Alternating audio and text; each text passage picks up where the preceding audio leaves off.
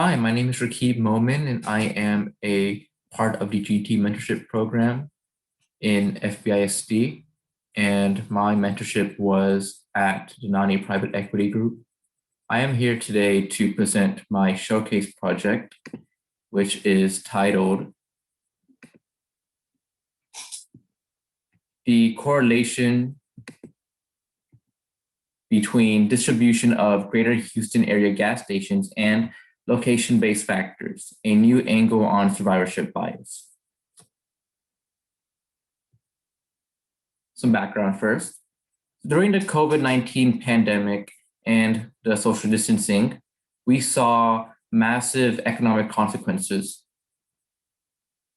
Beyond just familial economic problems, we saw hundreds of thousands of businesses shutting down permanently, from mom and pop shops to major corporations such as 24-Hour Fitness. So now in a post-pandemic world, investors must look to new factors such as resiliency and adaptability when exploring opportunities to invest in order to safeguard their funds. I believe that the gas station / convenience store industry is a great fit for this. So why? Gas stations / convenience stores were deemed essential by the government, meaning they were allowed to operate when other businesses such as gyms or hair salons were not. Also, during the pandemic, this industry saw grocery sales increasing, which shows how influential they are as a neighborhood hub and as a pseudo Walmart or a pseudo Kroger, especially in communities known as food deserts, which are areas with little to no access to affordable, nutritious food. So areas in rural counties or urban areas are prone to becoming food deserts, especially if the income level is low and if the community is inhabited by minorities. So whether the gas station / convenience store sells unhealthy food or healthy food, it is undeniable that their inside sales have been positively impacted by this social situation, as well as the pandemic. So before I go into the rest of my study, and I want to talk about survivorship bias through a famous case study, and this will help explain how I justify the way I performed my study. So during one of the world wars, the military saw that a lot of their planes were being shot down during battle. And in order to combat this and save lives and save money, they compiled data from all the planes that would return to base to see where bullet holes were located. And the red dots in this picture show the distribution of bullet holes across the sample set. So at first glance, it may seem that the best course of action would be to armor the areas that have that are shown or that are highlighted by the red bullet holes. However, it was later found out by a statistician that the best place to armor the plane would be in the places where there are no red dots, such as the front near the propeller and the cockpit. This is because the data that was collected in the study originally was flawed, thus making the analysis and conclusion flawed as well. So the problem with the data was that only the planes that were coming back were counted in the set. The planes that were shot down and never recovered were not counted. So they were missing an important part of the data. If they did have access to that, they would see that, or if they did have access to these planes that were shot down, they would see that the distribution of bullet holes did not matter as much. And What mattered more was the distribution of bullet holes did not matter as much because it would have been more evenly distributed.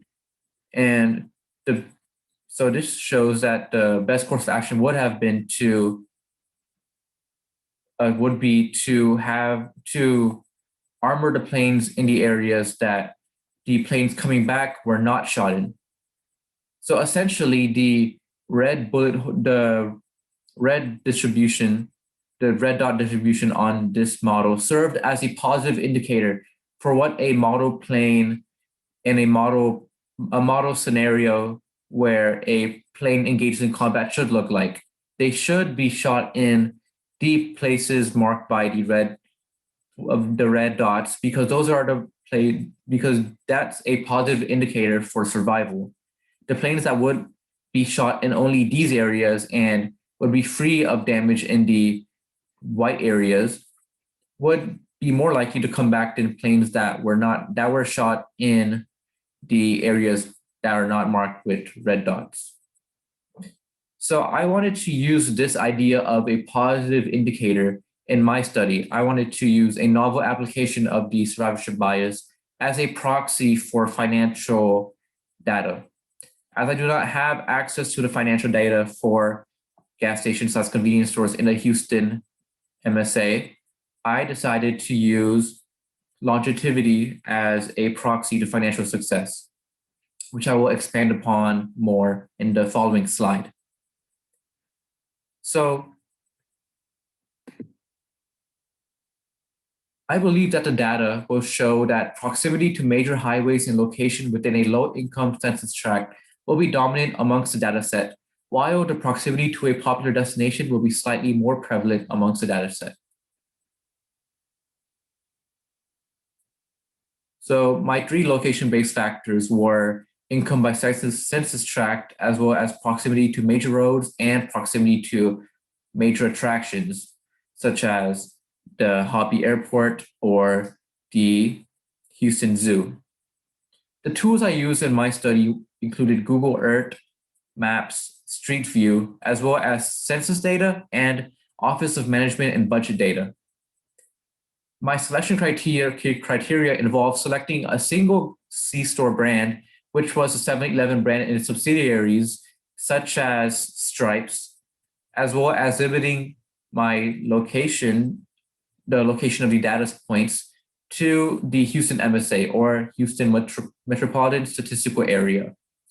I accounted for data points with doubtful validity. In other words, data points that did not adequately show or that did not adequately prove that they were ideal data points because they did not have the longevity that I wanted as a proxy for financial success.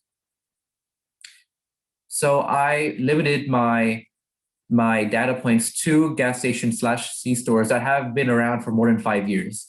The reason why I chose 5 years was because a report by the SBA or Small Business Administration showed that 50% of businesses fail within 5 years. And after this 5 years, the number of businesses that fail plateaus off. So I believe that the 5-year mark was a good indicator for longevity.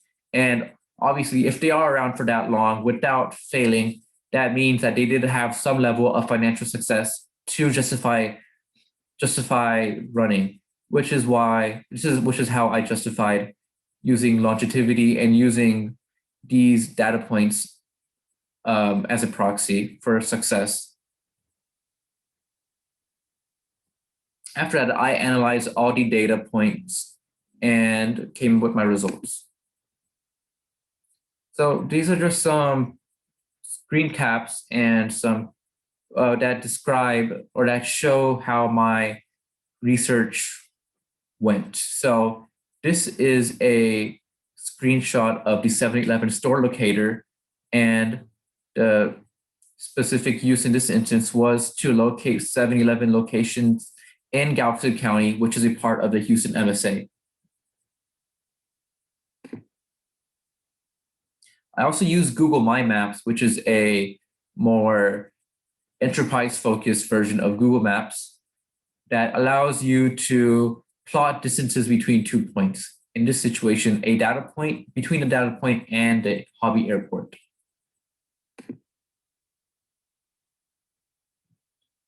I also use census tracts, which is shown in this picture, to look at income in different areas and to look at the income of the census tract where a data point is located.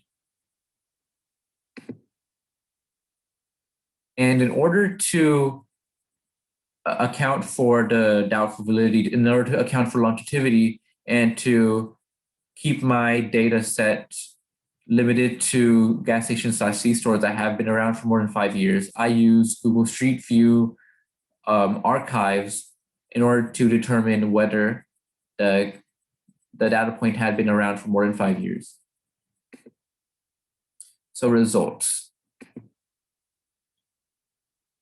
For income, which I measured through the census tract that each data point was located in, I did not see a huge correlation between income bracket and location of the gas station in the Houston MSA. As you can see, there is a mode in the data in a fairly high income bracket. However, there is no clear skew or a clear bias towards low income or high income. Second, I measured the proximity to a major highway data variable by looking at a 2-mile radius. And I found that overwhelmingly I saw that overwhelmingly the gas stations in my data set were located close to a major highway. Lastly, I measured the variable of the proximity to a notable destination by having a radius of 5 miles from the data point. And I saw that there was a slight edge towards not being located near a notable destination, but overall the data was close to both yes, was inconclusive, and there was no clear correlation found in this instance. This is a screenshot of the data I collected, a small part of it, and the different variables. So after compiling my data and analyzing it, I saw that my hypothesis was partially proven and partially disproven, or partially failed to be proven. So I did not find any meaningful correlation between between proximity to a destination or a major destination or / attraction, or any correlation with income bracket. However, I did find a strong correlation to proximity to a major highway, which was part of my hypothesis. Finally, the discussion and impact. So there were problems with the study, which I will expand upon. So some biases that might have been encountered could be that, for example, the Houston MSA includes multiple counties such as Galveston County, Fort Bend County, Harris County, and these locations have different foot traffics, and they have different foot traffic amounts, street traffic amounts, and different levels of popularity for their regional attractions. So the population distribution, which was heavily centered in Harris County, which is the location of Houston, resulted in a lot of the major destinations being located in Harris County such as the Houston Zoo or the Hobby Airport, despite efforts to include regional destinations such as malls, local malls such as the Fort Bend or the First Colony Mall. Another problem would be with the data collection, specifically the collection of income brackets, the relative income levels in the areas that each gas station inhabits. The census tracts are very small, and on a map, as we saw before, they are very there is no correlation between, or there is not a great correlation between one larger part of the Houston MSA and income. So on a very close level, even just a few feet apart, maybe from one side road to the other, the income would vary by a very large amount. And the radius of a store or the customer base for a gas station / convenience store is much larger than just the census tract that the gas station / convenience store occupies. So the income bracket data collection may not have shown or may not have been the best way to go about collecting the income information. So some improvements that could be made on this study. So as I said before, there were problems with biases and data collection. These problems could be solved with greater access than what can be found online in publicly available areas, having access to foot traffic amounts, to street traffic amounts, and comparing that to population size, population distribution, all of that which is not available publicly. That would help in order to better choose or better measure my variables. Also, having access to actual hard financial data, such as balance sheets or tax returns, would greatly impact my study, would greatly have influenced or changed it by really removing the need to use longevity and distribution as a proxy for financial success. Instead, we could focus on using financial success for each data point and comparing it to the location-based factors. And this would allow for a much more telling and much more impactful study. And the data could be summed up more quantitatively versus just a yes, no. We could have done more of a more statistical and correlational study, as well as have proven causation definitively. Lastly, impact.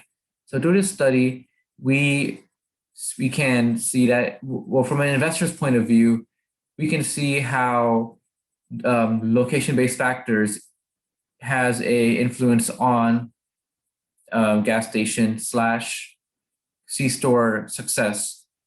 And for using this study, maybe a potential investor would be more likely to locate their gas station or to look at potential investments in areas with proximity to a major highway within 2 miles, or they may be more willing to look at potential investments in areas that may not be close to a major destination, or that may be in an income bracket that they originally thought would be detrimental to the success of their business or their investment.